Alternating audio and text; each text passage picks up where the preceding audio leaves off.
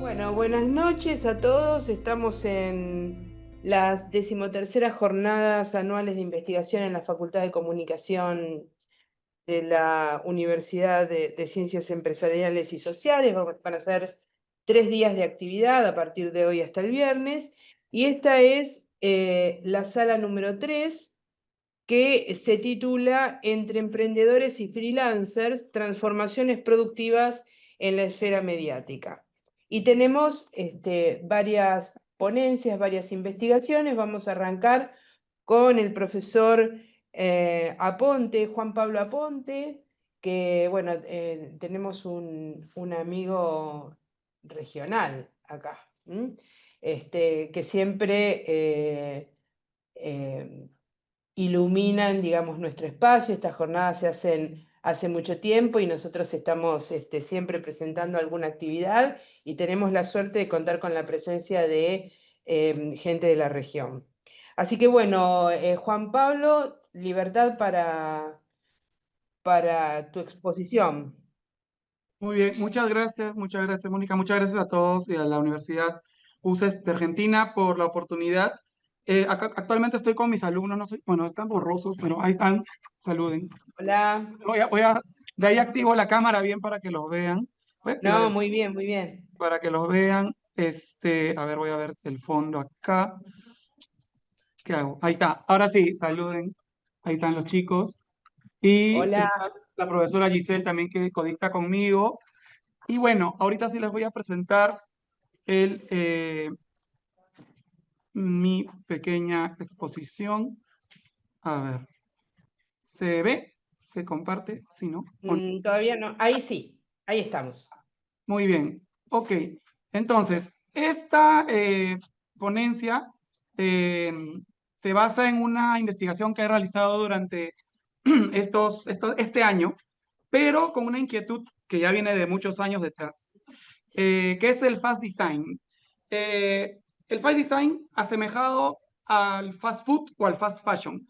Eh, un tiempo, hace unos años, con el profesor Suchilla, un profesor que tiene acá muchos años de trayectoria en la universidad y en el diseño peruano, conversábamos de que ahora los alumnos buscan diseñar mucho más rápido y tienen muchas más herramientas, los alumnos de diseño y también los propios profesionales de diseño, y también que digamos, el consumo del diseño, ¿no? Las propias empresas piden diseños rápidos. Entonces, esta pequeña investigación trata de que si es que es verdad, no que tanta verdad es de que ahora los diseñadores tenemos que diseñar más rápido con las herramientas, que procesos del diseño ya no estamos tomando en cuenta.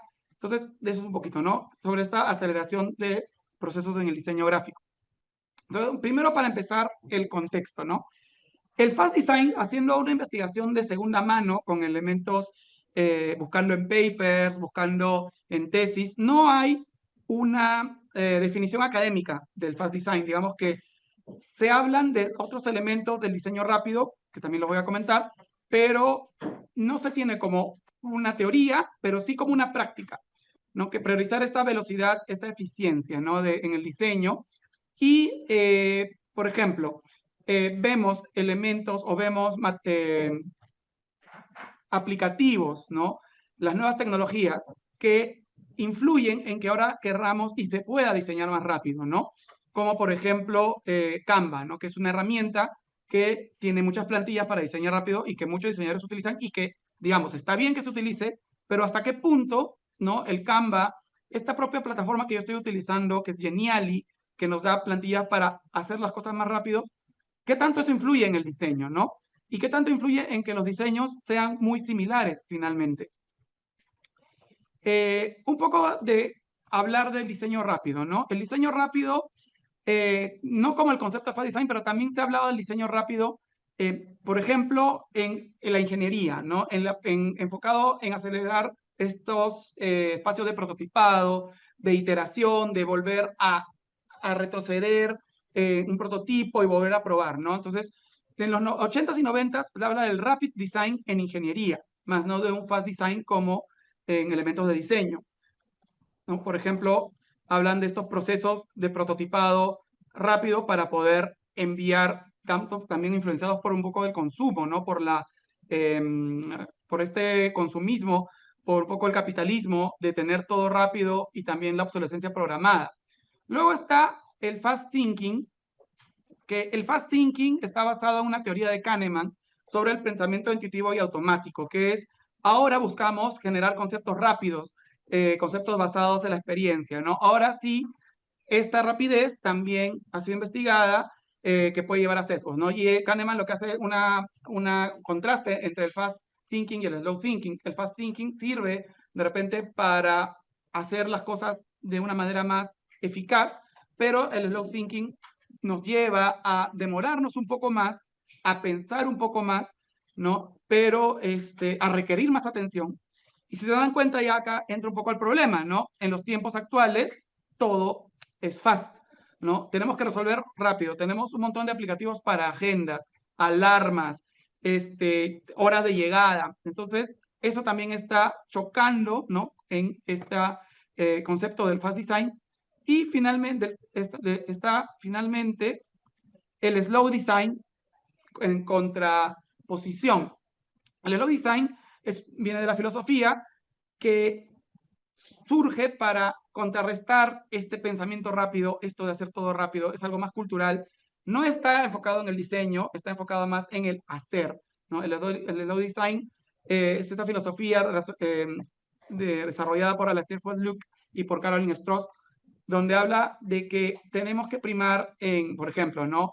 El mindfulness, la meditación y esta contraola a este pensamiento rápido en nuestras vidas, ¿no? Esto es un poquito el paisaje conceptual del fast design. Ahora, también para hablar un poco del contexto, en el Perú hay un caso muy importante que es Wilson.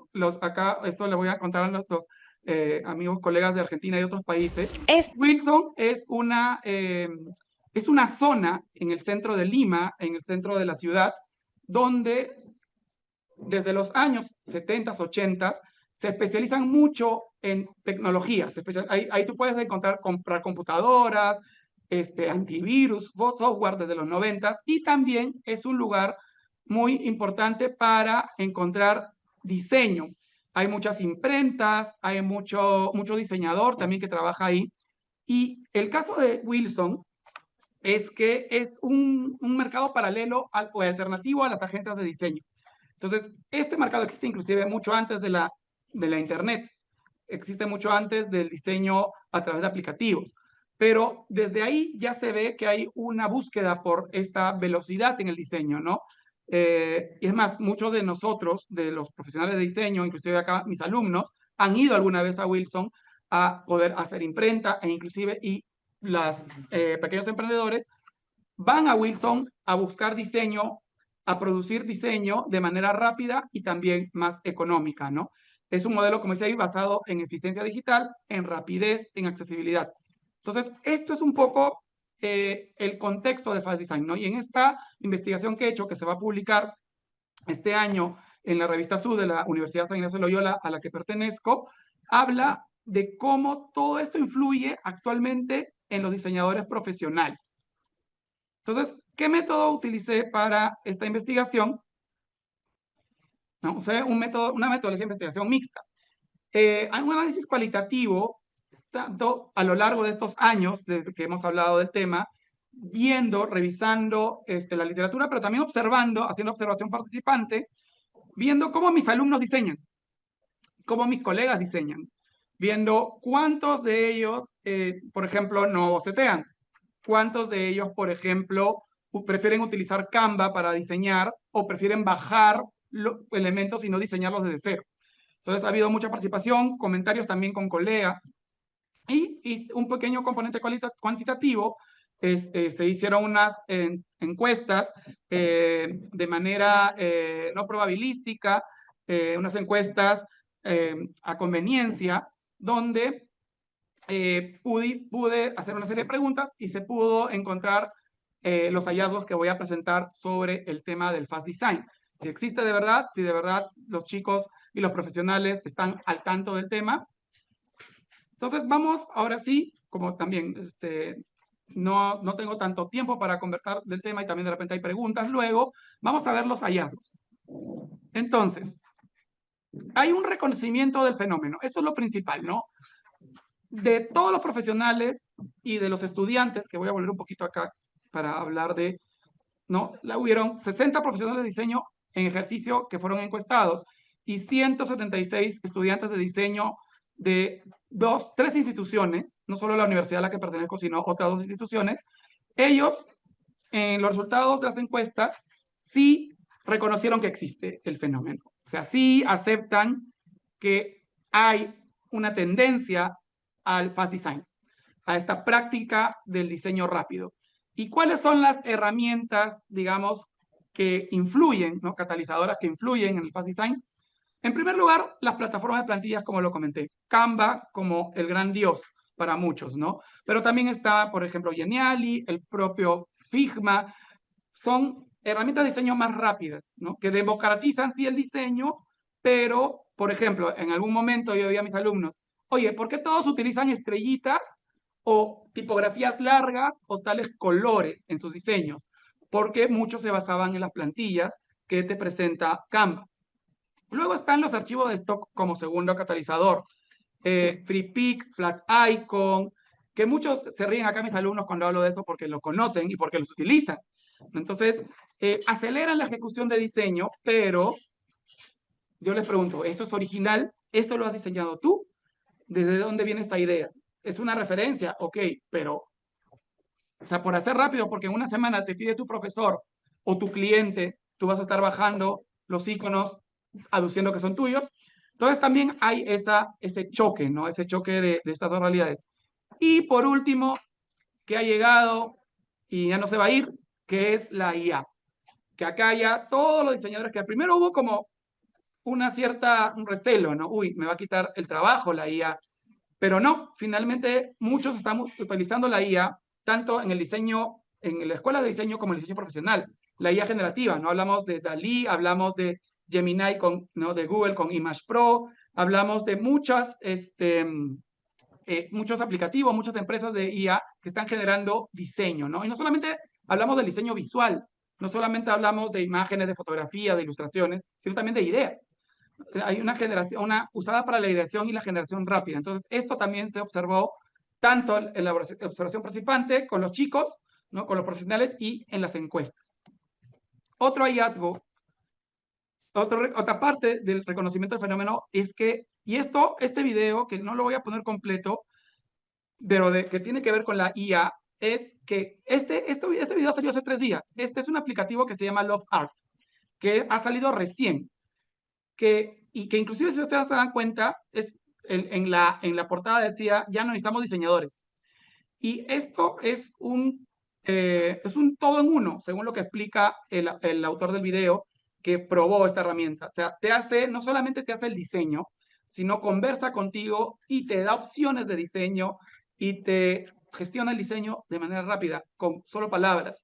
Obviamente son pagadas y también nos hace pensar, ¿qué más vendrá? O sea, no solamente el ChatGPT, el Gemini, van a haber cada vez más herramientas de fast design que los diseñadores lo van a hacer a la vez competencia, si es que nosotros no estamos dispuestos a aprender de ellas y a también nosotros generar un propio valor como diseñadores, cómo competir con este consumo del fast design, ¿no? Por ahora todavía entendemos y podemos diferenciar la calidad de diseño, ¿no? El fast design existe, así como existe Wilson, porque hay un mercado. Pero, por ejemplo, acá la existencia de Wilson no involucró la desaparición de las agencias, no involucró la desaparición del diseño profesional, del diseño más pensado y pausado. Entre otros hallazgos, por ejemplo, muy cruciales, son las fases omitidas según las encuestas que se realizaron a los profesionales y a los alumnos de diseño. Se pusieron estas 3 partes del proceso, ¿no? De diseño, que es la bocetación, la validación de tu diseño y la investigación. Curiosamente, claro, hubieron en los resultados bastantes diseñadores entre profesionales y estudiantes que decían, que admitían que omitían la parte de investigación. Pero la parte más omitida del proceso es el bocetaje. Pobrecito del bocetaje. Nadie ya quiere bocetear, nadie quiere sacar su cuaderno y comenzar a dibujar desde cero, nadie. Entonces, por ejemplo, en China, entre los artículos que se encontraron, hay ya ha salido en los Science Journals, estos investigadores Man Wei y Seijun Ma han investigado sobre el fenómeno del design sketching y la sketch inhibition, que ya es un fenómeno no solo en diseño gráfico, sino en diseño general. Ya los diseñadores están evitando bocetear.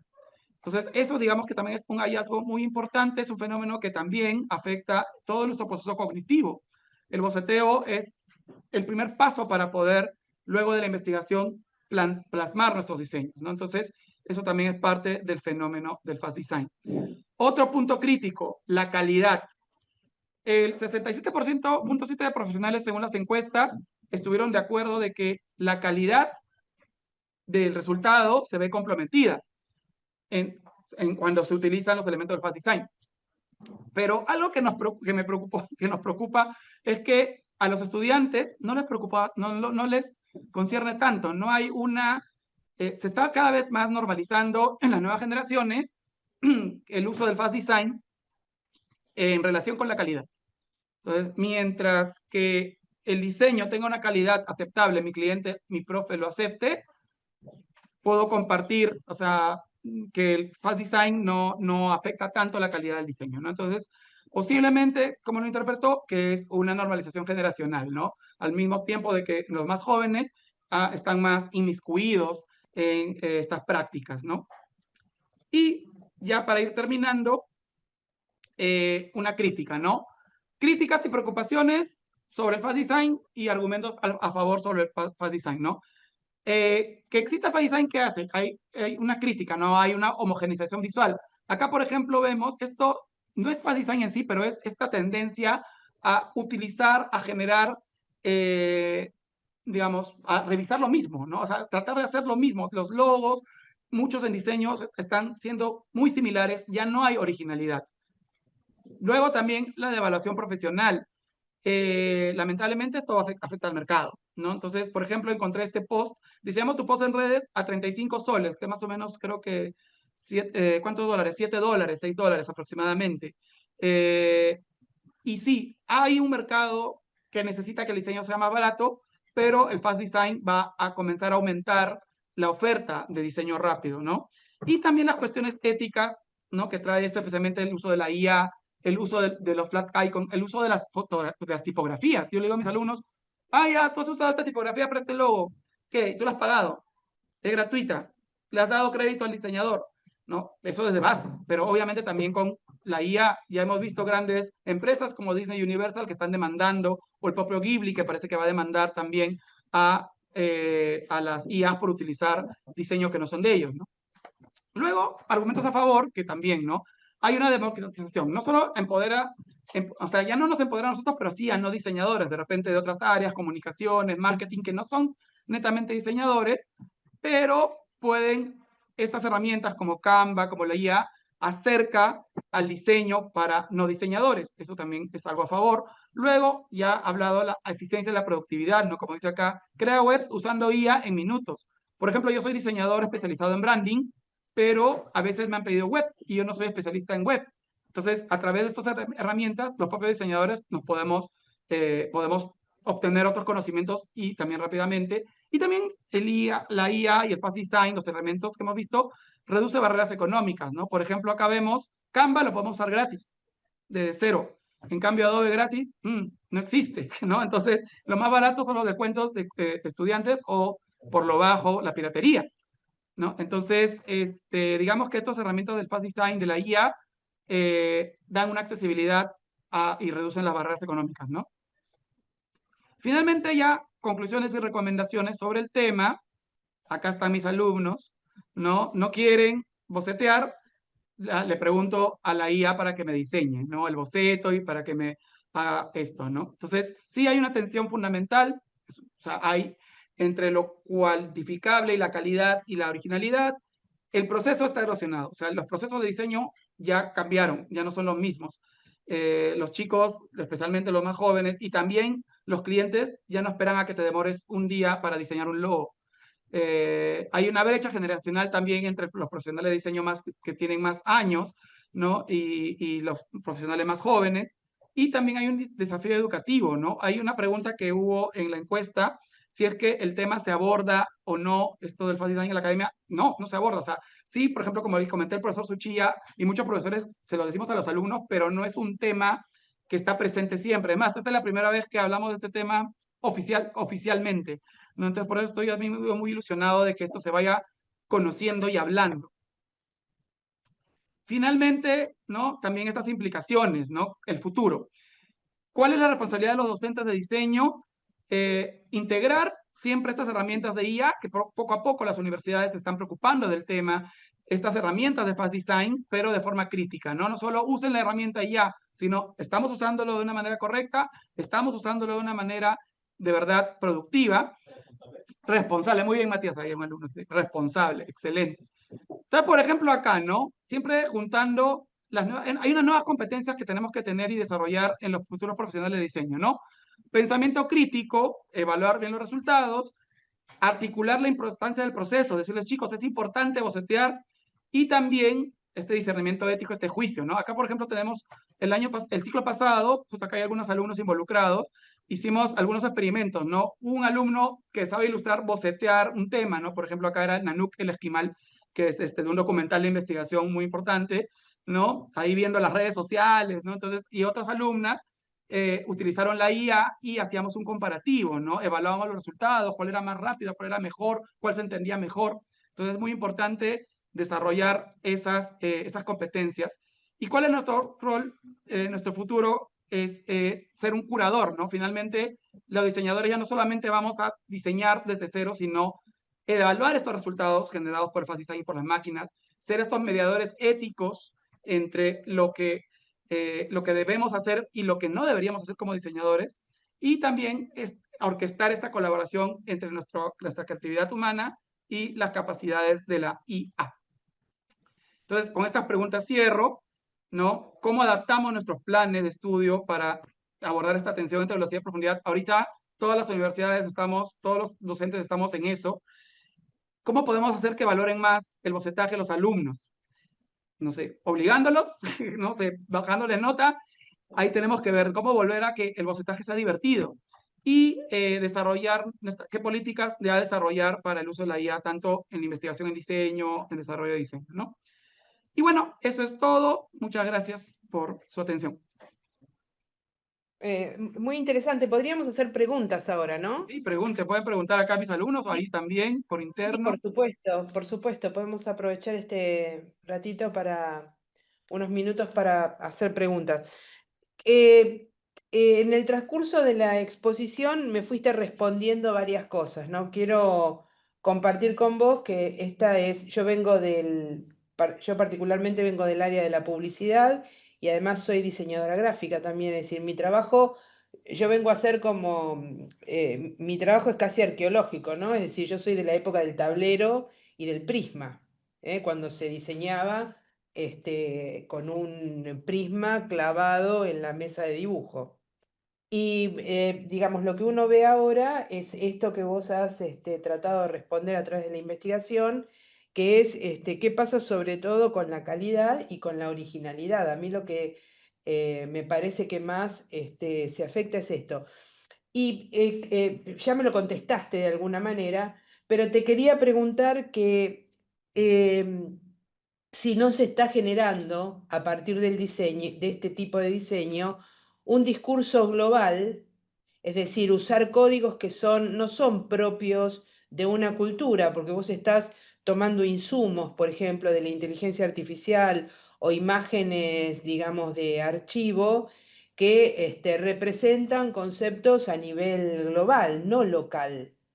Mm, Si eso, por otro lado, sabemos que las campañas globales no funcionaron, es decir, cuando se han diseñado campañas globales, salvo casos muy excepcionales de marcas, en general no han sido exitosas, ¿no? No se pueden aplicar en Europa y en América Latina de la misma manera porque no tienen nada que ver. Entonces, ¿cómo ves vos este tema, digamos, de la originalidad en la producción, ¿no? cómo se vio afectada esta originalidad. Y por supuesto que estoy a favor de tu batalla con el bocetado, ¿no? Es decir, no hay nada que sea más creativo que soltar la mano y hacer algún diseño que después lo puedo montar, ¿no? Lo puedo levantar con algún equipo y mejorarlo en pantalla, pero como la mano, el diseño de la mano no hay, ¿no? Sí, así es. Mira, sobre el tema de De la la parte originalidad, sobre de todo, la ¿no? originalidad y la cultura, sí, Y de la comunicación global. sí, es que claro, actualmente muchas campañas, ¿no? Se están, digamos, por las nuevas generaciones, por el consumo de las nuevas generaciones, especialmente gracias a las redes sociales, se están globalizando mucho. O sea, antes, digamos, era muy difícil que los chicos, especialmente estoy hablando de chicos de sus 20, como los alumnos, cuando nosotros teníamos esa edad, enterarte qué pasaba, no sé, en Corea o qué consumía, no sé, la estrella coreana del momento, ¿no? En cambio, ahora la identificación cultural que tienen, por lo menos acá en Perú, por lo menos acá en Lima, lo que yo veo, es muy global. Entonces, Ujú. especialmente los alumnos con los que yo paro, ¿no? Ellos te pueden saber qué se consumen en Corea, en China, en Japón y en Europa. Y ahora, claro, sí culturalmente, por ejemplo, el Perú es un país muy conservador, y es algo que yo veo en esta generación, que a pesar que son jóvenes, son bien conservadores. Y acá hay muchos casos donde, por ejemplo, campañas, como tú habían dicho, globales, eh, no sé, que son un poco más sexuales, por ejemplo, no han Sí, calado con los jóvenes, a pesar de la claro. globalización, ¿no? Si no son muy culturales y no funcionan. Y justamente se vincula con la originalidad. No por ser original, rompedor, ¿no? Significa que vas a calar, ¿no? En el público. O sea que Eh, se ve afectada, la efectividad es lo que se ve Exacto, se ve complicada. afectado. Ahora, el problema también ahí no solamente es la sociedad que consume, sino las empresas, el anunciante, ¿no? Lo que busca el anunciante. Lo que normalmente busca el anunciante es un ROI que retorne el dinero que estoy invirtiendo en el diseño y en la publicidad. Y si el anunciante ve que, no sé, que él está ahorita vendiendo más la IA, van a usar la IA. Hay un montón ya de Ujú. ejemplos, inclusive acá en Perú, que están usando y también porque es más barato. Obviamente van a tener un retorno. Entonces, también muchos diseñadores y muchos chicos están preocupados por eso. Entonces, todo eso confluye, ¿no? Todo siempre va a depender del... Acá en Argentina hubo una campaña hecha a propósito, con inteligencia artificial a propósito para mostrar que era horrible. sí, Y que eso no, también digamos, no no pasó funciona. absolutamente nada, o sea, pasó desapercibida y no gustó, digamos. Sí, o sea, lo que pasa es que justamente conversando con algunos amigos no diseñadores, ¿no? Porque con los diseñadores como que tenemos este sesgo, ¿no? De que decir, no, se están metiendo con nuestra profesión, ¿no?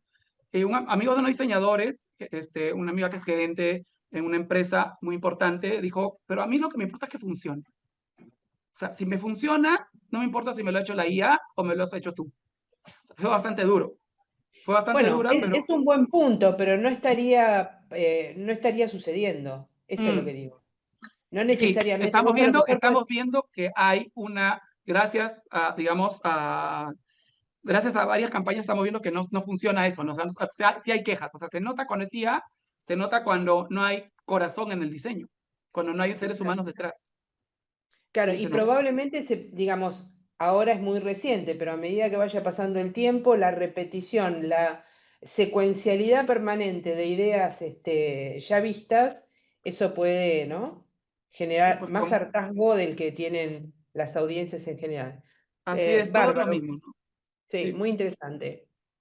Bueno, te agradezco, Juan Pablo, tu participación y vamos a presentar a Serena gracias. Cabriolati, ¿sí? Que nos va a hablar sobre disputas en torno al derecho de autor en la cultura en red. Bueno, yo acá lo que tengo para presentarles es un trabajito que forma parte de mi proyecto de investigación doctoral. Yo soy, bueno, investigadora académica, estoy especializada en temas de propiedad intelectual, por eso el trabajo anterior del compañero me pone muy contenta que esté, porque a lo largo de la exposición vamos a ver cómo nuestros temas siempre se terminan vinculando, Qué porque la vinculan. verdad es que encontré un montón de puntos en común. No, Así que yo no bueno, dije que eso. eras abogada, sos abogada. Sí, no hay problema igual. Es importante Sí, aclararlo, porque no venís del área del diseño y de la comunicación, sino que venís del derecho. exactamente. O sea, trabajo para el diseño muchas veces, porque bueno, estoy especializada en temas de propiedad intelectual, pero sí, mi base es el derecho. Así que bueno, como presentación, trabajo, bueno, de manera independiente en la temática y también estoy haciendo un doctorado en el tercer año en Ciencias Humanas en la Universidad Nacional de San Martín, donde investigo puntualmente a los derechos de autor de artistas visuales emergentes en el contexto digital. Y acá yo les traje una lista de lo que formaría parte de uno de los capítulos de mi trabajo doctoral, que está en proceso, eso vale la aclaración, porque probablemente ustedes vean acá mucha exposición teórica, pero esto es porque el trabajo aún no está concluido, así que si me escuchan ¿Se y entiende? algo les parece ¿Se entiende? interesante, acepto recomendaciones si creen que algo podría cambiarse. Bueno, yo básicamente partí de la base de que en Argentina tenemos una normativa sobre propiedad intelectual que particularmente regula los derechos de autor de muchos artistas visuales, bueno, en los cuales están incluidos los diseñadores, pero que data de 1933. Es decir, tenemos una normativa que, si bien no envejeció mal, fue hecha hace mucho tiempo y nunca tuvo en cuenta a todo este tema digital que estamos viendo hoy en día. Por eso yo acá puse algunas, bueno, esto he dicho mucho más lindo por algunos otros autores, donde comento esto, que, bueno, la expansión de la cultura digital que tenemos hoy en día, y esta sería un poquito también mi hipótesis, transformó al sistema de propiedad intelectual. Y obviamente en la práctica muestra un cierto desajuste en algunas prácticas contemporáneas que tenemos hoy en día. Y esto a mí me parece un tema importante, porque este trabajo a mí no se me ocurrió investigarlo de un día para el otro, porque a mí me pareció un tema interesante, sino que surgió porque yo en la práctica, representando un montón de artistas visuales, y particularmente emergentes, e insisto con este tema y esta palabra, porque son artistas que se hacen valer de su trabajo a través de plataformas digitales y no tienen industrias culturales por detrás. Es decir, que dependen un poco del algoritmo y de las plataformas digitales. Entonces, empecé a notar a través de consultas de ellos un montón de situaciones de Vacío legal. apropiaciones de trabajo. Sí, de trabajos de ellos, de plagios y un montón de conductas que, a pesar de que las plataformas digitales tienen un cierto régimen, un sistema de denuncias, no los estaban cubriendo correctamente, no los estaban protegiendo correctamente. Por eso acá pongo un poco eh, una opinión de Martín Barbero, que es un autor que leo mucho, que lo que dice es esto, es que se tendría que pensar a estas nuevas formas de compartir a la cultura con los nuevos sentidos que vemos hoy en la práctica, como con un cambio de paradigma. Así que mi problema de investigación, que yo un poco les adelanté, es este, que el sistema de propiedad intelectual que tenemos hoy en día, en lo que es la normativa material, tiene un cierto, y ahora lo vamos a ver más adelante, porque desajuste frente a las formas actuales de creación y circulación de contenido cultural. Y también esto se los adelanté, los artistas visuales emergentes actualmente dependen de plataformas digitales para poder visibilizar sus contenidos y poder vivir de lo suyo. Pero muchas veces sucede que los algoritmos priorizan lo ya visible y reproducen muchas veces patrones dominantes, lo cual es desigual y está muy vinculado a lo que habló puntualmente el compañero anterior, como por ejemplo con la plataforma de Canva. Entonces, como conclusión, la viralización de contenidos y estas nuevas formas de consumos culturales lo que hacen es desafiar al sistema clásico que tenemos de regularización de la propiedad intelectual y así también como los sistemas de denuncias por infracciones de propiedad intelectual. Entonces, la pregunta central es si el derecho de autor vigente realmente está respondiendo a las necesidades y prácticas de estos creadores en los entornos digitales. Entonces, bueno, yo acá puse cuál era mi objetivo general, que es analizar cuáles son los alcances y las limitaciones del derecho de autor que tenemos hoy en día frente a las prácticas de la cultura digital contemporánea, y con foco también acá especificando un poquito más en los artistas visuales emergentes. Bueno, y acá también me voy a ampliar a mis objetivos específicos, que son estos, básicamente. Yo lo que quiero es describir cómo la cultura digital transforma a las prácticas de creación, circulación y consumo de obras. Me gustaría también identificar el rol de las redes sociales, igual ahora me voy a explayar un poquito más, y de las plataformas en todo lo que es difusión de contenidos y vulneración de derechos de autor. También quiero analizar, se me está cortando el tiempo, ¿no? No, está muy bien, adelante. Pensé que era un aviso de tiempo. No, alguien que salió del grupo, no. Está listo. También lo que Tranquilo. voy a hacer es, lo que quiero hacer es analizar los términos y condiciones de las plataformas, las principales plataformas que utilizan los artistas visuales y su incidencia en los derechos de autor, y a partir de eso me gustaría poder analizar la adecuación entre lo que establece la ley de Argentina frente a la cultura digital e identificar los posibles vacíos y desafíos que tenemos hoy en día. Yo actualmente me encuentro en este punto ahora mismo, por eso, bueno, lo tengo un poquito más trabajado, que es en el marco teórico de todo lo que es mi trabajo. Y estoy trabajando con diferentes conceptos que me parece que están buenos para, para posicionarme también con mi trabajo. Y bueno, me va a ayudar a que me lo entiendan un poquito más. Bueno, yo acá lo que hago es partir de la noción de lo que es la cultura digital, con autores, para ir más desde lo que es la sociología, como Levy, Jenkins, Castells, en donde se concibe a la cultura digital como aquella que por ahí reorganiza nuevas formas de producción y de circulación de conocimientos.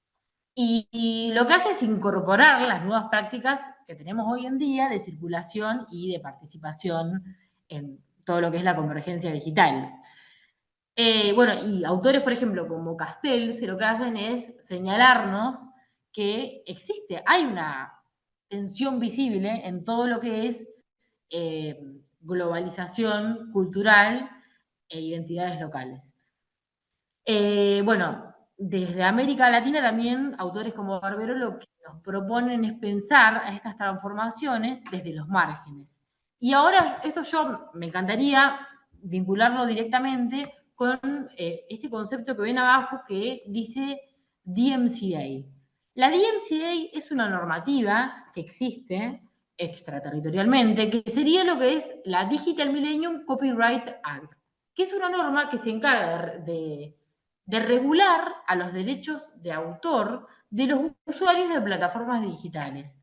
Pero esta normativa regula los derechos de autor de usuarios de plataformas digitales en aras o en vistas de todo lo que es la normativa de Estados Unidos, que es la normativa de los países en donde tienen base las principales plataformas digitales que usan muchos usuarios de plataformas. Por ejemplo, todo lo que es Meta, que bueno, la base está en Estados Unidos. ¿Cuál es el problema con esto? Bueno, el problema es que estas normativas que se encuentran en Estados Unidos y que lamentablemente están totalmente vinculadas a lo que es la Digital Millennium Copyright Act, no tienen tanto respeto por lo que es la libertad de expresión como lo tenemos en la normativa de países latinoamericanos. Por ejemplo, yendo a un ejemplo cualquiera, si yo en este momento voy por la calle y quiero transmitir un vivo en redes sociales por una manifestación que yo me encuentre en la calle, por ejemplo, no sé, por algo laboral, pero hay un kiosco que tiene la música fuerte y está pasando una canción de Justin Bieber, probablemente la plataforma me dé de baja ese contenido automáticamente, si yo estoy haciendo un contenido en vivo, por no respetar a los derechos de autor de Justin Bieber y priorizando esos derechos de autor en vez de mi derecho a la libertad de expresión, que es algo que en Latinoamérica tenemos muy protegido y muy desarrollado. Bueno, lo mismo sucede con muchas obras de arte visual. Bueno, por eso está tan vinculado el tema de América Latina con la DMCA. Y a lo que yo también, bueno, igual ahora lo voy a explicar en la metodología, que es lo que vamos a ver ahora más adelante, me voy a proponer estudiar a los términos y condiciones de estas plataformas, voy a seleccionar algunas, pero me voy a proponer estudiar más exhaustivamente a los términos y condiciones de las principales plataformas para evaluar con más detalle a estas cosas que yo les estoy, contando acá. Otra cuestión es que si un usuario de una plataforma digital quisiera hacer una denuncia, probablemente esa denuncia gira en torno a los tiempos de lo que es Estados Unidos. Y si esa denuncia trascendiera y quisiera ser al ámbito judicial, obviamente se va a tener en cuenta nuevamente la normativa de este tipo de países. Otra cosa, otro dato para mí importante que me parece acá tener en cuenta y por ahí me ayuda a darle un sentido es el enfoque externalista que yo le voy a dar a mi trabajo.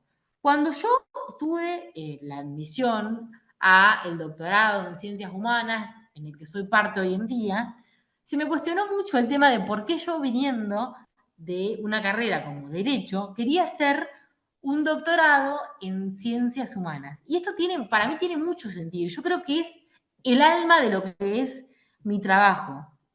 ¿Por qué? Porque yo acá, me parece que hoy en día, con toda la evolución que tuvimos hoy, que tuvimos con todo el plano cultural, no es suficiente con que personas del derecho respondan a problemas del derecho. Yo lo que busco con mi trabajo es ir directamente a la fuente, escuchar al artista visual emergente y desde su experiencia. ¿Por qué? Porque lo que entiendo, al igual que esta corriente que es el externalismo jurídico, es que el derecho es entendido como un fenómeno social que está atravesado por relaciones de poder.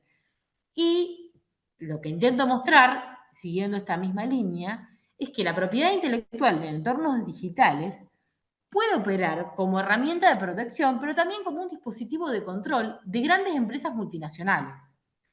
Y para eso yo necesito el aporte de la sociología, de la antropología, del arte también, de la experiencia de artistas visuales y complementarlo con el derecho. Por eso también la justificación de por qué le doy este enfoque. Por otro lado, yo lo que estoy buscando también es, yo no sé si alguna vez escucharon esta palabra, pero no es crear una nueva norma, pero sí justificar la naturaleza jurídica de lo que sería una futura norma haciendo lo correcto, que es escuchar las experiencias de artistas visuales emergentes en primera persona. Y no que venga una persona del derecho y me explique cosas que tal vez las puede explicar mejor una persona que realmente lo está viviendo en la práctica. Claro, la interpretación de la interpretación, ¿no? Evitar eso. Totalmente. No queremos derecho hecho por abogados sin escuchar a la gente. Muy bien. Bueno, en mi metodología, bueno, yo ya expliqué que parte de un doctorado en Ciencias Humanas en la UNSAM, también, bueno, un enfoque cualitativo, expliqué que es interdisciplinario y el enfoque externalista. Lo que yo quiero hacer también, bueno, lo que hice ya anteriormente es una revisión crítica de bibliografía y, ahora estoy en la primera etapa que es analizar los términos y condiciones de plataformas digitales. Y en una segunda etapa lo que voy a hacer es entrevistas semiestructuradas a artistas visuales emergentes que, bueno, ya están planificadas, que tienen un cierto orden de preguntas, para conocer puntualmente a sus experiencias sobre cómo ejercen y cómo defienden a sus derechos de autor. Y bueno, insisto nuevamente que al ser un proyecto que está aún en curso, no tiene resultados empíricos. Pero, bueno, está en proceso. Bueno, está en proceso, sí, me llevó unos cuantos años, porque este ya es el tercero. ¿Qué años más? Bueno, generalmente Bueno, es lo que luego, lleva una tesis, ¿no? Una totalmente, tesis no, y lleva además estos la idea es que años, esté sí. bien hecho. Bueno, como resultados preliminares que yo tengo hasta ahora, lo que puedo decir y adelantar por el momento es que la normativa de derechos de autor, que es la ley 11.723, no contempla a nuevas prácticas, como por ejemplo las prácticas colaborativas en redes sociales, como por ejemplo los remix, las colaboraciones entre artistas. Tampoco tiene en cuenta a las prácticas que están mediadas por los algoritmos, por plataformas digitales, y se dejan llevar por lo que imponen las reglas privadas de estas plataformas, por no tener una regularización local. Bueno, los términos y condiciones también de estas plataformas inciden directamente en lo que es el ejercicio de los derechos de autor. La DMCA, que es lo que ya les nombré anteriormente, afecta la libertad de expresión y desconoce las normativas locales. Es por eso que hay una clara y visible tensión para artistas emergentes que se encuentran expuestos a la precariedad laboral, a la dependencia de las métricas de los algoritmos y a la vulnerabilidad frente a apropiaciones de sus trabajos. Como reflexiones finales, y por lo que tengo por el momento, es que, bueno, la cultura digital desafía a las categorías clásicas del derecho de autor, las plataformas y los algoritmos tienen concentrado el poder y regulan la circulación digital. El marco legal argentino, y me atrevo a decir que tal vez también de Latinoamérica, actualmente es insuficiente frente a estas prácticas y creo que es necesario repensar a la regulación desde una perspectiva más local y situada en Latinoamérica. Por eso es necesario garantizar la autonomía creativa, el reconocimiento simbólico y la sostenibilidad económica para los artistas emergentes. Bueno, Gracias. excelente. Yo no sé si alguien más quiere hacer una pregunta. Yo sí tengo una pregunta para hacerte. A lo mejor no me la puedes contestar, pero ¿vos tenés idea si en este contexto existe algún impulso por presentar modificaciones en las políticas que regulan, digamos, esta temática? Si hay algo presentado, digamos, a nivel del Congreso, por ejemplo, o algo, como en su momento fue, bueno, no tiene que ver con esto, pero la ley de medios, ¿no? Que tuvo todo un impulso, producto de la consulta popular y de especialistas, y en función de eso se diseñó la ley, ¿no? ¿Sabés de algo, de que haya alguna idea de empujar? No, te decía, Mónica, que estuve buscando proyectos de ley, pero no, la verdad es que no hay nada. Lo único que encontré son organizaciones de artistas visuales de Argentina, nacionales, una en particular, que es la única que no tienen un proyecto de ley, pero sí tuve una reunión con ellos y el chico que la lidera me dijo que están buscando organizarse, por ejemplo, como hace SADIC. Bueno, ellos quieren hacer lo mismo con artistas visuales. Y dice que su primer trabajo fue con una propuesta de Netflix en una serie, no sé si la conocen, que se llama Goyo, y lo que querían ellos era tener la licencia de obras visuales de artistas emergentes como esta para algunas escenas de la serie Goyo en un museo. Entonces lograron, a partir de su agrupación y bueno, de la representación que tuvieron por medio de esta organización, ganar una tarifa fija con un poquito más como de poder con Netflix, que lo que iba a hacer era básicamente eso, pagarles una licencia por compartir sus obras visuales en la serie. Mirá, esto es Esto es lo más desconocido, muy próximo que encontré interesante. organizado. Sí, este es un chimento, un super chimento del área, porque no se Gran sabe chimento. esto, generalmente uno no lo reconoce. Bueno, muchas gracias, Serena, por tu participación, muy interesante tu trabajo. Le vamos a dar lugar ahora a nuestra compañera de La Pampa, que viene con un tema muy de nuestro palo, que es tarifarios para trabajo freelance en comunicación. Avances en experiencias de autorregulación profesional. Bueno, Micaela, todo tuyo la escena. ¿Qué tal? Un gusto. Lo último que dijo Celina me da pie para arrancar con lo mío, porque ella habló de organización de un grupo de creativos y bueno, estuvo hablando mucho del tema de la regulación. Y Yo este año empecé con la redacción de un artículo de investigación, no llega a ser nada comparado con el trabajo de doctorado de Celina, pero bueno, es un comienzo en la investigación, con un proceso que a mí me ha obsesionado bastante, que tiene que ver con la elaboración de tarifarios en varias provincias. Sucede que se dieron en simultáneo prácticamente primero en Entre Ríos, después en Ajá. Córdoba y luego finalmente este año en La Pampa, un proceso de articulación entre sectores, entre universidades públicas, sindicatos y trabajadores del sector. Él estaba hablando justamente del contexto, de en qué contexto se dan la elaboración de estas herramientas tarifarias, y es un contexto bastante difícil para los trabajadores independientes por lo que caracteriza el trabajo freelance, que es la dispersión tarifaria, la informalidad, la precarización, un contexto muy difícil en el cual han surgido como respuestas estas herramientas de las que vine hablando. ¿Cuál es el problema o por qué esto es un problema? El freelancismo, ¿no?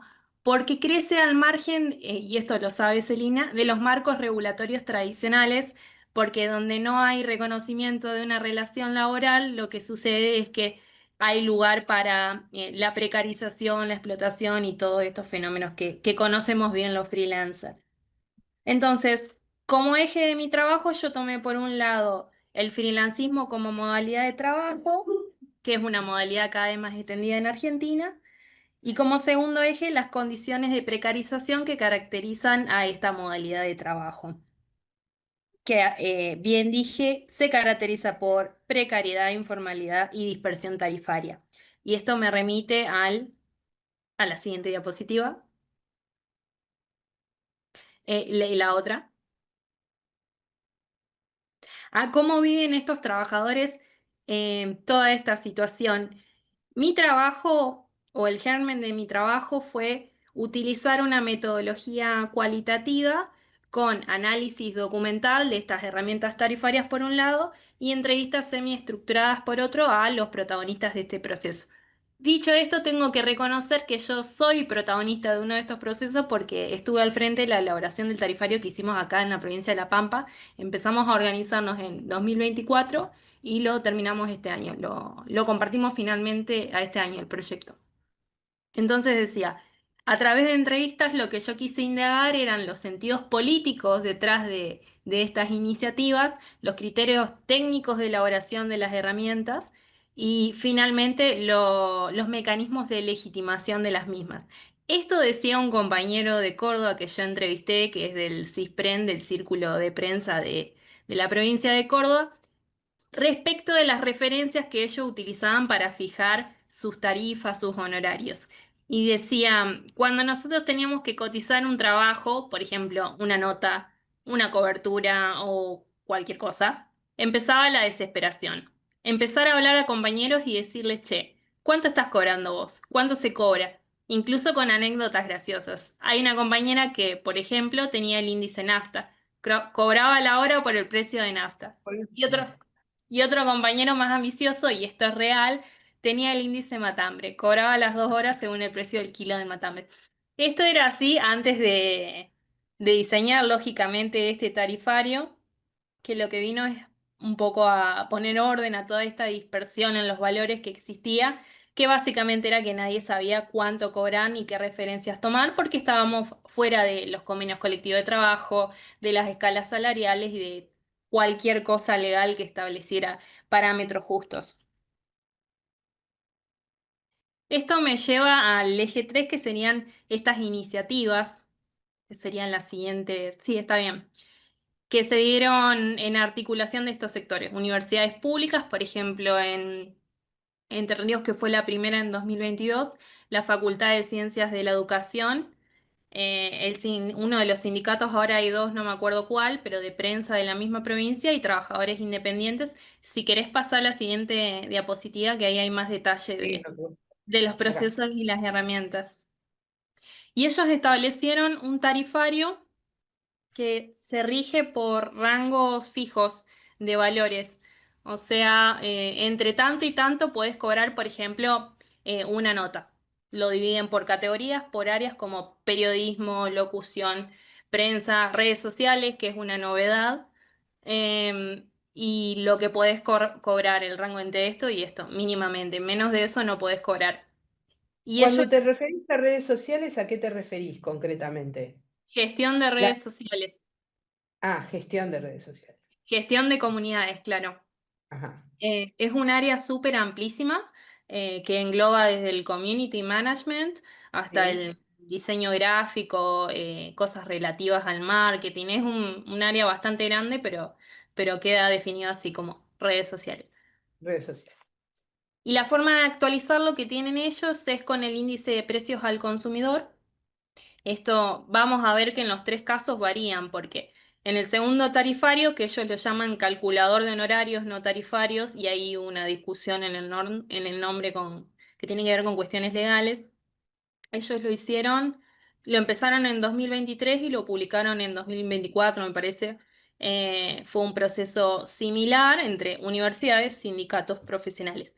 Con la diferencia de que en el caso de Córdoba fue impulsado primeramente desde el sindicato, la universidad se acopló, digamos, se sumó, lo mismo pasó en La Pampa. Eh, por iniciativa de un grupo de trabajadores independientes, se sumó el sindicato y después la universidad.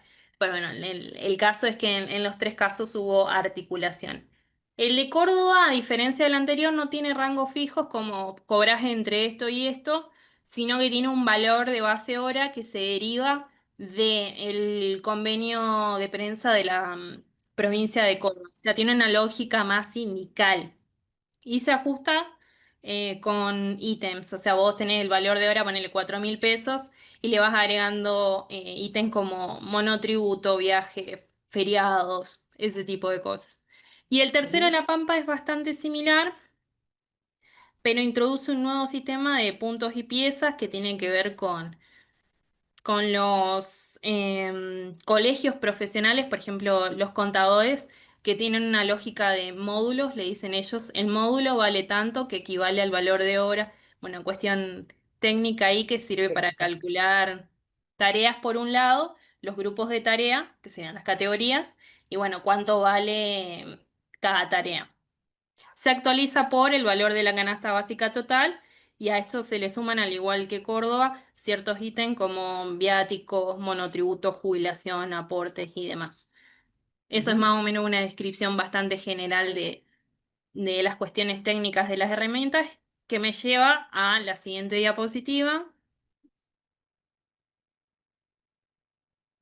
que Ya la puse está. como para que se lo puedan graficar mejor. Ahí pones las horas de trabajo, la antigüedad y ahí vas marcando los ítems. El título te suma 10%, herramientas 2%, multifunción y ahí se distingue el tipo de cliente según la inscripción en la FIP, si es tipo A, B o C. El siguiente es un ejemplo de cómo es el tarifario de Entre Ríos, esto Ujú. es lo que yo explicaba de arriba del todo está el área, en la categoría de trabajo y en un costadito la banda, los valores y los rangos. Y ya para ir cerrando, la siguiente diapositiva, que es la parte de discusión, que la verdad la estoy trabajando todavía, como no cerré el trabajo, sí tengo ya lo que es la descripción, me parece que se nota, muy exhaustiva de cuestiones técnicas, de cómo fue el proceso de elaboración, las discusiones de estos sectores, pero bueno, hasta ahora la discusión a la que puedo llegar es de, uno, por ejemplo, que los freelancers se autorregulan a partir de criterios propios, es decir, desde abajo, ya no esperan del Estado o de los sindicatos, si bien ellos aportan su parte, es como que sale del mismo sector de profesionales independientes el querer profesionalizarse. Dos, que se avanza en eso, en la profesionalización, que tiene que ver con la visibilización de tareas que hasta ahora no eran visibles, como habíamos dicho, gestión de redes sociales era algo que no se tenía en cuenta en ninguna escala salarial, por así decirlo, pero tiene que ver con estos quehaceres profesionales que son modernos. La 3, la discusión sobre el valor del tiempo y del trabajo. Una discusión muy presente que tenemos siempre es, bueno, ¿cuánto vale mi trabajo? ¿Cobro por hora o cobro por producto o cobro por servicio? Esa discusión nunca se termina de saldar y se dio Nunca se termina. en los tres casos. Se dio en Entre Ríos, se dio en Córdoba y se dio también en La Pampa. 4 tiene que ver con que el respaldo que se ha conseguido de estas herramientas por parte de la academia y del sindicato le aporta legitimidad, aunque sea parcial esa participación. Es como que con esto me refiero a que el recibimiento de las herramientas hasta ahora ha sido bastante positivo. Nos contaban los compañeros de Entre Ríos que, por ejemplo, ellos al presentar esta herramienta como argumento, yo te cobro esto porque esto dice el tarifario, y cuando los empleadores o la gente que pagaba por esos servicios veía que detrás estaba la universidad y tenía otro color, se lo tomaban más en serio. La quinta es que es una herramienta que funciona como pedagogía política al otorgarle cierta conciencia del valor del trabajo al freelancer, la formación y los costos de ejercer con derechos. Esto tiene que ver con lo que hablaba de sumarle los ítems al valor hora. Bueno, vos le tenés, si usás tus propias herramientas como la computadora, tu dron, cualquier herramienta, cámara de fotos, celular, lo tendrías que sumar. Tus aportes jubilatorios los tenés que sumar al valor de hora, y demás cuestiones que hacen al valor final de esa tarifa. Por último, cierro con esto, que es la siguiente diapositiva.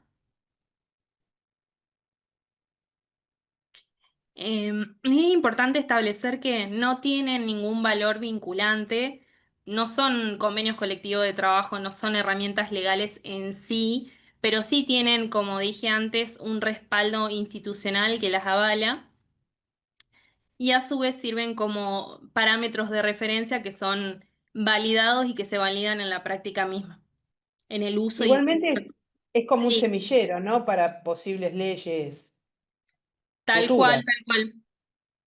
Es un Entonces, debate, digamos, que queda como cimiento, digamos, para cualquier proyecto de ley. Digo, pregunto. y eso tiene que ver con justamente con la conclusión que el desafío es articular estas herramientas, porque cada provincia tiene su experiencia propia y si bien una toma cosas de la experiencia de la otra, difieren, como vimos, en un montón de aspectos. Entonces está bueno, por un lado, institucionalizarlas, pero por otro lado, la aspiración, digo que es mía, pero también es de los entrevistados, de el compañero de Entre Ríos, el compañero de Córdoba. La aspiración es que se nacionalice, que cada provincia tenga un tarifario o bien un tarifario nacional para todas las provincias. Que ahí hay un tema que el costo de vida no es igual, y que difiere de provincia en provincia, y bueno, es Claro, el eso. IPC, ¿no? El IPC no es igual en todos lados. No, esa es una Mm. variable que cambia, por ejemplo, una de las tantas que cambian. Entonces, está por verse. Hasta ahora el recibimiento de los sindicatos ha sido positivo, pero bueno, no, hasta ahora es esto, es lo que tenemos. Y lo que se espera es que se puedan nacionalizar y terminar de concretar. Fantástico. Yo soy preguntona. Te voy a Sí. hacer una pregunta a vos también. Este proyecto, ¿no? O que ya no es proyecto, sino que está en proceso. eh, ¿Cómo lo afectaría una reforma laboral? Si se llegara a producir una reforma laboral, digamos, en los términos que aparentemente desaparecerían ciertos derechos que hay hoy en el derecho laboral. ¿Cómo afectaría este proyecto? Pasa que en sí no es ninguna herramienta legal esta, como mencioné, sino que es un valor que se toma como referencia, que sale del colectivo de profesionales. Eh, Nos decía el contador que nos asesoraba acá en la provincia de La Pampa, que es un contador del gobierno de la provincia, de un área que nos dio apoyo. Nos decía que los contadores no tienen sindicatos, tienen su propio colegio, lo mismo los médicos, lo mismo los abogados, y los Abogados. encargados de velar por los intereses son los colegios. Ahora, ¿qué Ujú, pasa cuando no tenés colegios como en el caso de los periodistas y los comunicadores y tratamos de autorregularnos nosotros mismos? Una de las formas de autorregulación es esta, tratar de establecer parámetros comunes que podamos tomar como referencia. Si bien esto no tiene carácter vinculante, sí establece un mínimo que podemos usar a la hora de tarifar nuestros servicios. Son llamados mínimos éticos, es como menos de esto no podés cobrar. Después, obviamente, lo que queda es negociar con la parte empleadora a ver si está dispuesto o no a pagarnos, pero bueno, por lo menos tenemos una base sobre la cual partir. ujú, se entiende. Voy a compartir nuestra presentación, ¿sí? Bueno, a ver, con Mónica estuvieron dialogando en todo este espacio. Yo soy Laura Rolia, como ven, pertenecemos tanto al área de investigación en comunicación de UCES como al CAEX de la Universidad Abierta Interamericana.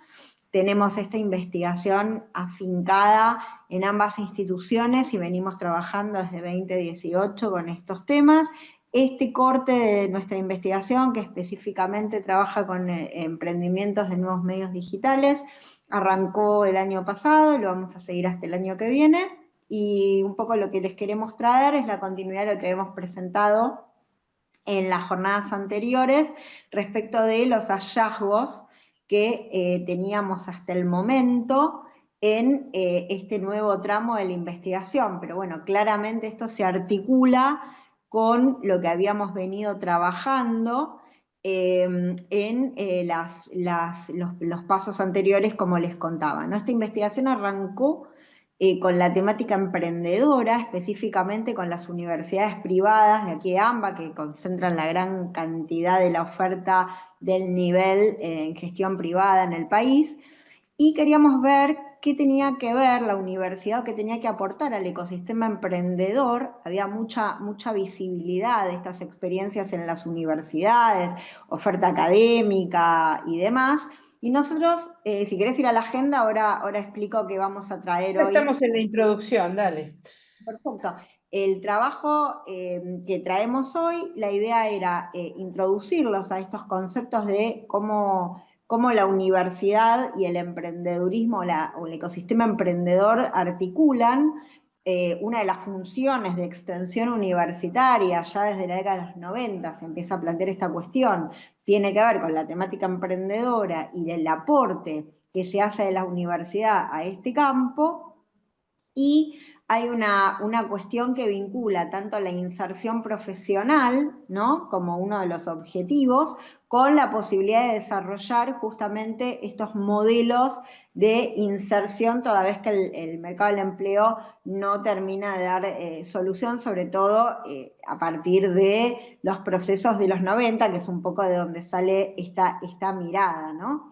Lo que nosotros teníamos en esas investigaciones sobre emprendimiento y universidad era mucho problema para acceder a datos concretos respecto de los presupuestos, ¿no? Cómo funcionaban los centros de emprendedores, que tenían varios focos de atención en cuanto a el tipo de tarea que se desarrollaban, los formatos cambiaban, era difícil también entender cuántos profesores estaban afectados a esto. Bueno, varias cuestiones que hicieron que nos adentremos un poco en el tipo de experiencias que tenían que ver, por un lado, con tecnologías, los famosos emprendimientos de base tecnológica, que ahí lo que veíamos es que había mucho de iniciativas que se generaban por ciertas características de las personas fundadoras de los emprendimientos, sobre todo vinculados también, obviamente, a las universidades, que tenían ahí la posibilidad de articular. Se veía mucho que la oferta pública, de gestión pública, hacía un diferencial en ese sentido, pero nos pasaba que las universidades privadas se mezclaba bastante también la cuestión de lo comunicacional y el diseño para este tipo de emprendimientos, y sobre todo en esto que decía antes, ¿no?, la visibilidad, esta marca casi de universidad emprendedora, rondaba mucho en términos de estas cuestiones de las tecnologías de la información y la comunicación.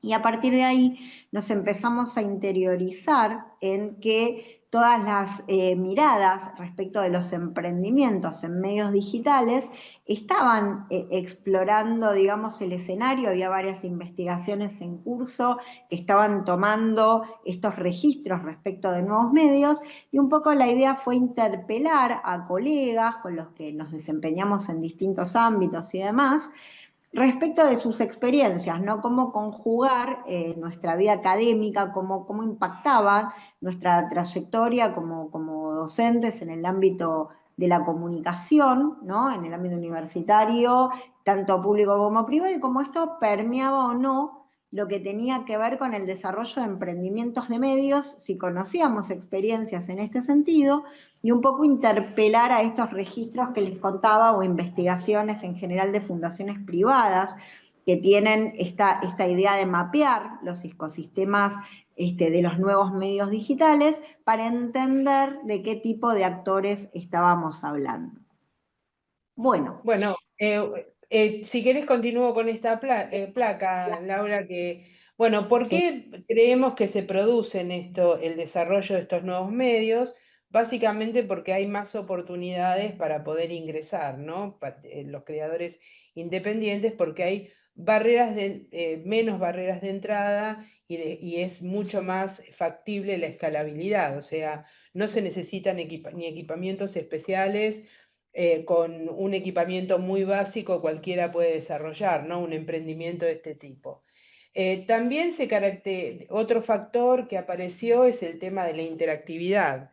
Esto que es característico, ¿no? De todo lo que es el sistema digital, que permite un intercambio directo y personalizado con las audiencias a través de plataformas interactivas y de redes sociales. Por otro lado, son experiencias flexibles y adaptables, ¿no? Es decir, la tecnología permite que estos proyectos estén en constante evolución y cambio y que se vayan adaptando a los nuevos requerimientos de cada sector de la audiencia. Bueno, es posible desarrollar nuevos modelos de negocio. Uno de los temas, seguramente me voy a referir en otro momento, pero el gran tema de hoy en los medios de comunicación es cómo se financian, ¿no? Es decir, es el debate del 2025, porque ni siquiera hoy estamos en una situación, según datos concretos de Cantar y Bope Media, en una situación donde los medios ya no se pueden sostener a través de la publicidad exclusivamente, en los medios tradicionales, y tampoco los streamings, ¿no? De manera que tuvieron que aparecer nuevos modelos de negocios y evaluar cuál era la mejor manera de financiarse. Existe, en el caso argentino, la intención de querer autofinanciarse, claramente. Y esto se nota en que la mayoría de los casos que nosotros fuimos encontrando, nosotros también tenemos esta investigación en proceso, es decir, tenemos algunos datos principales, pero todavía estamos en desarrollo con las entrevistas en profundidad.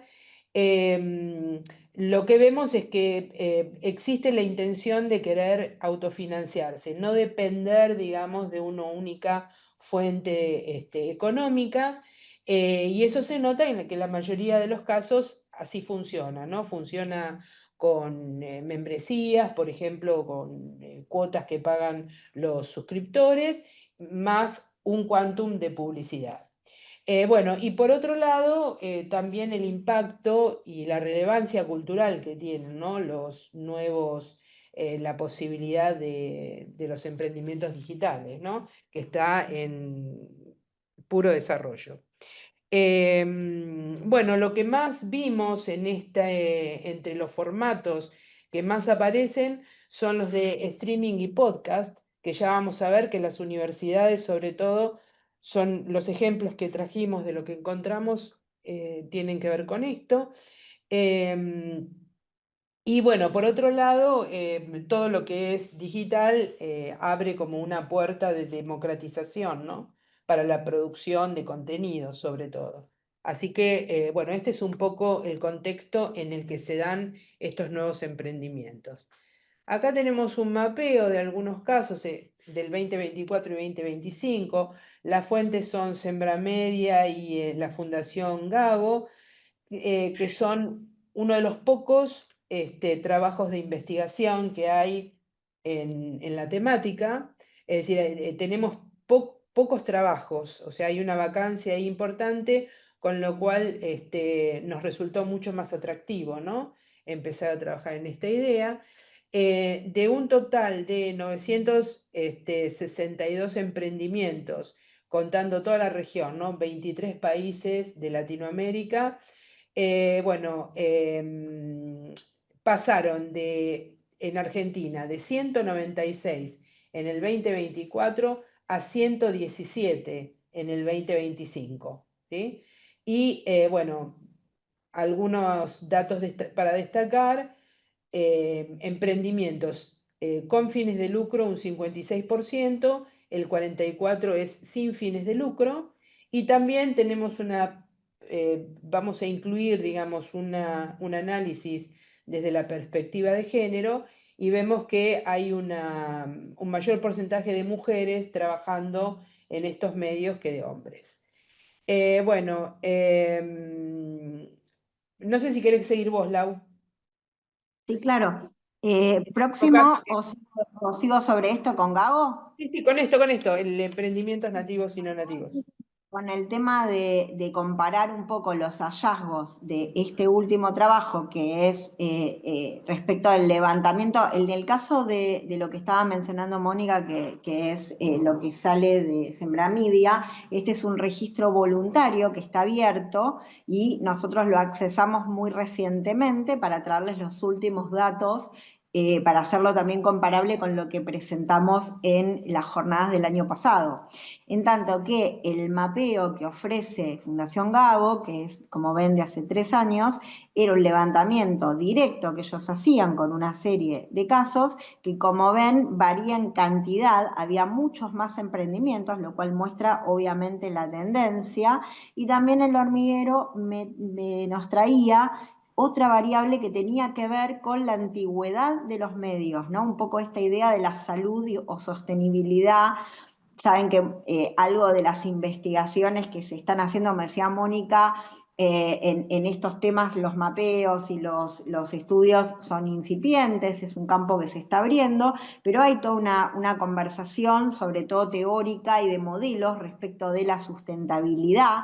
Nosotros en la primera vez que hicimos esta presentación, la jornada anterior respecto al tema, habíamos hecho más énfasis en la cuestión de los modelos de suscripción o la publicidad tradicional o modelos asociados a servicios, y esto hablaba también de el interés por comprender la posibilidad de subsistencia que tiene este ecosistema, dada la alta mortalidad, podríamos decir, de los procesos, pero sin embargo acá Fundación Gago encontraba que había una gran duración en promedio, como ven acá, de los emprendimientos en el tiempo. Claramente el nivel regional muestra mucha más persistencia. Argentina, como sabemos, tiene sus avatares asociados a los cambios bruscos, a nivel de modelos económicos, la concentración de medios también a nivel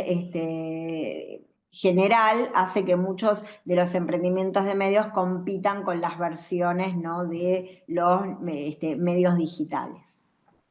Acá pasamos a los supuestos teóricos, que era el componente que estábamos mencionando respecto de traer alguna bibliografía adicional asociada a lo que veníamos viendo respecto a emprendimiento, donde tenemos un primer concepto del capitalismo de plataformas, de más reciente cuña, que, digamos, atiende a justamente la concentración creciente, ¿no?, de la propiedad de justamente los modos y los canales sobre los que se inscriben estas plataformas, digamos, las bases de las tecnologías, y cómo esta gestión de la información va generando como una especie también de, si bien como hablaba Mónica, hay un espacio para la democratización y la emergencia de nuevas voces, también esta monetización constante de la información y el hecho de que la forma de replicar esté asociada sobre todo a redes sociales que están en manos, sabemos, de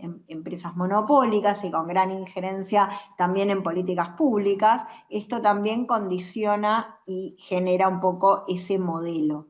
Y por otro lado, tenemos también esta conceptualización un poco anterior, ¿no?, que ya tiene unos años, respecto del periodismo digital y el ciberperiodismo, que hablan un poco articulando de la praxis profesional y la mirada respecto de cómo se articulan estas nuevas formas de producción desde los perfiles profesionales y las necesidades de buscar nuevos estándares y nuevos formatos de trabajo que por supuesto condicionan también las experiencias tecnológicas. Decíamos con Mónica, bueno, buena parte de los números que estamos viendo en términos de género, en esta articulación entre medios con fines de lucro, sin fines de lucro, uso del tiempo, dan una idea también de que muchas de estas experiencias a veces muestran una mejor distribución de género justamente cuando están asociadas a bajos ingresos o cierta precarización del ejercicio de la profesión, que siempre muestran como ese marcador de situación inequitativa para las mujeres. ¿Querés ir con la pregunta, Moni? A partir de acá, entonces, las preguntas de investigación fue si la profusa aparición de medios digitales son proyectos que se pueden enmarcar dentro de lo que es el concepto de emprendedorismo y qué relación tienen con las universidades públicas, sería de gestión privada, y el ecosistema emprendedor argentino. A partir de acá, bueno, la metodología de investigación consiste en relevamiento de casos. Vamos a identificar esos emprendimientos, se va a analizar el rol de las universidades a las que adscriben esos equipos, grado de participación, características de qué grado de apoyo reciben para su formación y la continuidad en el funcionamiento. A partir de acá tenemos un objetivo general que sería identificar los casos de emprendimientos de medios digitales de las universidades privadas argentinas, y los específicos, conocer los formatos predominantes de cada experiencia, identificar modelos de financiamiento y características, y clasificar por sus contenidos y la composición de género. ¿En qué etapa estamos de la investigación? Bueno, ya avanzamos bastante en la búsqueda documental y hemos trabajado también en las entrevistas en profundidad. Acá, casos. Laura, te dejo los casos a vos. Dale. Y después cerramos juntas las entrevistas. Dale. Acá en el relevamiento de casos, como decía Mónica, vemos básicamente dos tipos de producto principal, streaming y podcast. Esta búsqueda salió por una combinación de la investigación que les contaba que ya habíamos hecho respecto de la dinámica emprendedora en cada universidad, pensando en que hubiera centros, y asociados a esos centros aparecían estos canales también como medios casi propios, ¿no?, asociados a la institucionalidad de las universidades, pero empezamos a ver también que algunos tienen Eso, podemos aclarar eso, ¿no? Que fue la investigación del año pasado, Laura, ese detalle. ¿Qué investigamos el año pasado? Concretamente hicimos un análisis de la estrategia comunicacional de cada universidad respecto del tema emprendedorismo. Entonces, a partir de ahí empezamos a meternos cada vez más en la temática de medios que van apareciendo. Perdón, Laura, te interrumpí. No, y está buenísimo, Mónica, porque justamente a partir de ahí, como les decía, hay una primera pata como más institucional, que algunos de estos podcasts y streaming tienen esa impronta de manera mucho más definida, ¿no? Casi que un espacio de convergencia de todo lo que es en los medios propios, vamos a decir, de contenido sobre carreras, planes, programas y demás.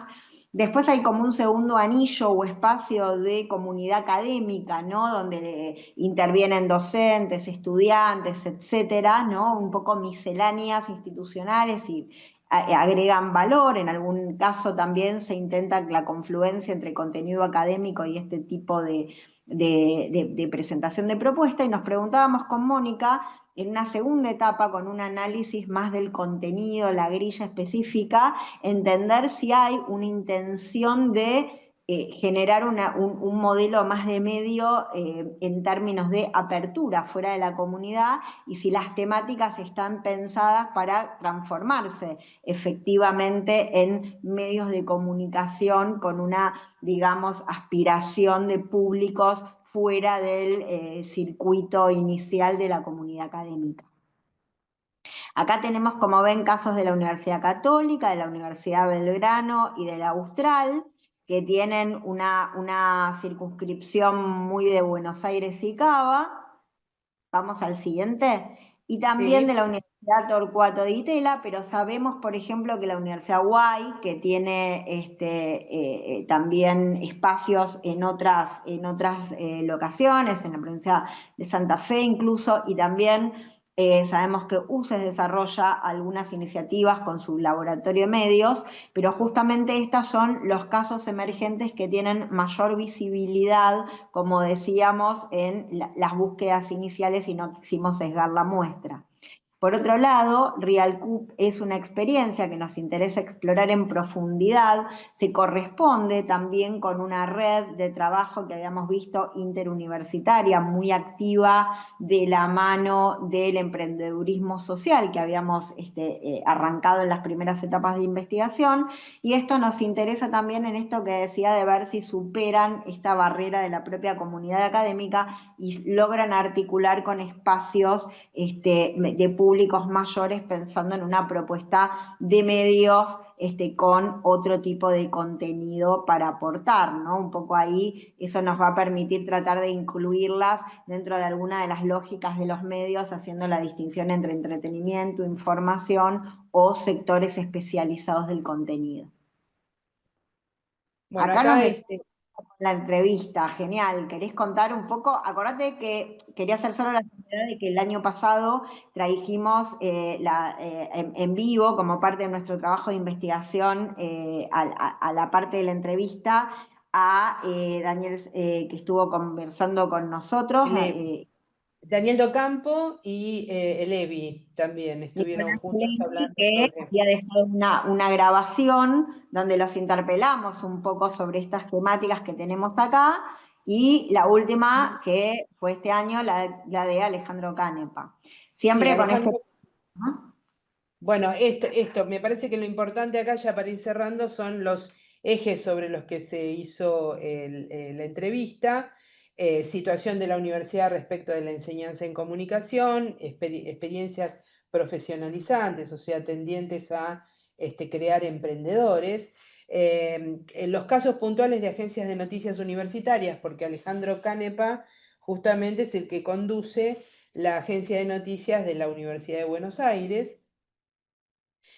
Contenidos académicos sobre nuevos medios y que conocieran, o sea, qué contenidos conocían, y enseñanza sobre emprendimiento en medios digitales puntualmente, que esto es lo que más se ve, pero que no se ve la producción, digamos, ¿no? Es decir, nosotros vemos que hay incluido en los programas de estudio contenidos referidos a medios digitales, pero no en calidad de emprendedor, no como calidad de emprendedor.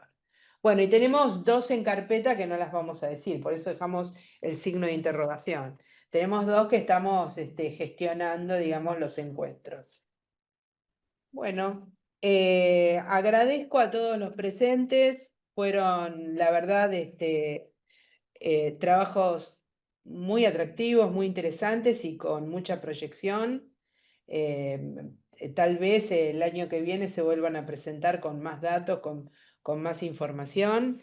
Y bueno, les agradezco de parte de esta aula, el aula 3, y de parte de la universidad, la participación.